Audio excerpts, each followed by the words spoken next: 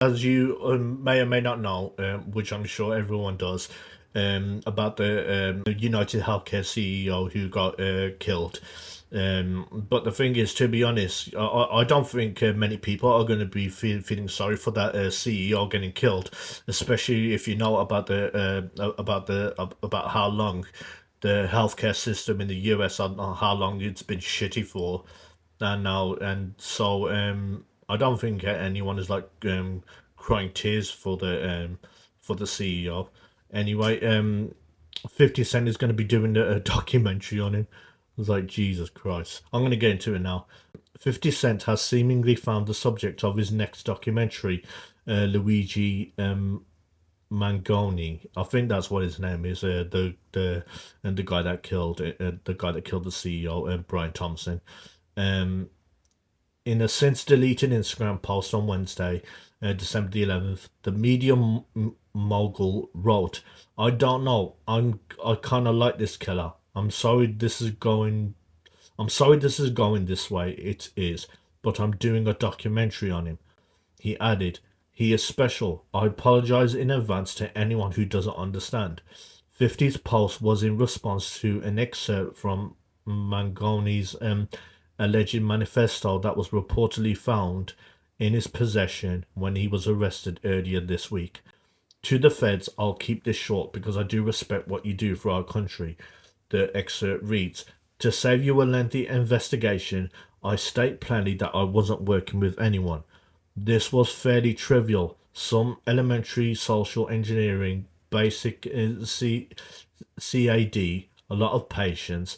The spiral network at present has some straggling notes and to-do lists that illuminate the gist of it. Well, the gist of it, excuse me. Luigi Mangoni, 26, was arrested on Monday, December the 8th, and charged with murder along with 4 other counts, including weapons charges.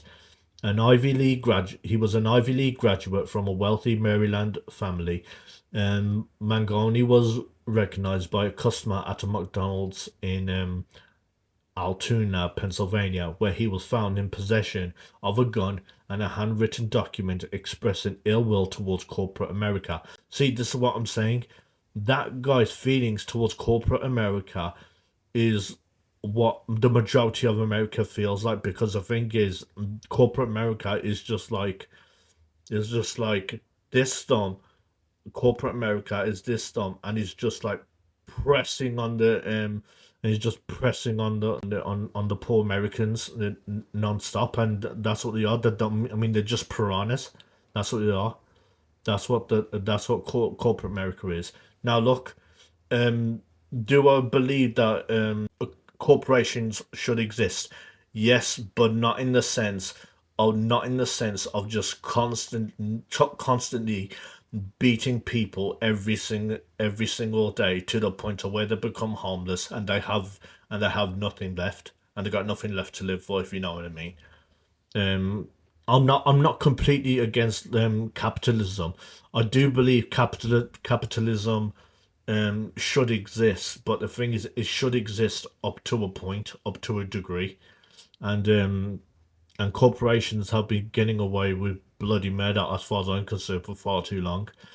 Anyway, authorities believe a disdain for what Mangoni referred to in his manifesto as the parasitic health insurance companies may have motivated the killing. Um, the former computer science student is also said to have suffered from debilitating back pain and had become reclusive in recent months. While being escorted into court for an extradition hearing on Tuesday, December the 10th, he jostled with police and shouted at reporters, "This is completely out of touch and an insult to the intelligence of the American people." Mangoni has been denied bail but has contested extradition to New York, Pennsylvania. Now, um, to New York, excuse me. Pennsylvania now has 30 days to get a warrant from New York Governor Kathy Hochul. I think that's how it's pronounced. Apologies if I got it wrong. For extradition. Meanwhile, 50 Cent is currently developing a separate documentary on another suspected criminal, Diddy. The rap legend who has established himself as a power player in the film and TV business over the last decade found a buyer for the project in Netflix earlier this year. The as yet untitled series will explore the bad boy mogul's sex trafficking and racketeering case, as well as the many sexual assault lawsuits against him. This is a story with significant human impact. It is a complex narrative spanning decades, not just the headlines or clips seen so far. 50 said in a joint statement with director Alexandria Stapleton. We remain steadfast in our commitment to give a voice to the voiceless and to present authentic and nuanced perspectives. While the allegations are disturbing, we urge all to remember that Sean Combs' story is not the full story of hip hop and its culture. And I definitely agree with that part. The only part I do agree with that part as far as like Diddy does not represent all of hip hop. Not everyone in hip hop I believe is like Diddy. There's no way they do, because if that's the case, what about KRS One? What about rappers in the 80s? Because I mean, there were a lot of rappers that were. I mean, there were many rappers that were not that weren't gangster rappers. So the thing is, if hip hop, if there's no, like I said, the majority of hip hop, well, not all of hip hop is like that. Obviously, there's going to be some people like that. There's going to be some idiots like that, unfortunately. But yeah, I do like 50 Cent. I do. He's funny, but he's obviously incredibly smart, and he's got a good head in his shoulders, obviously.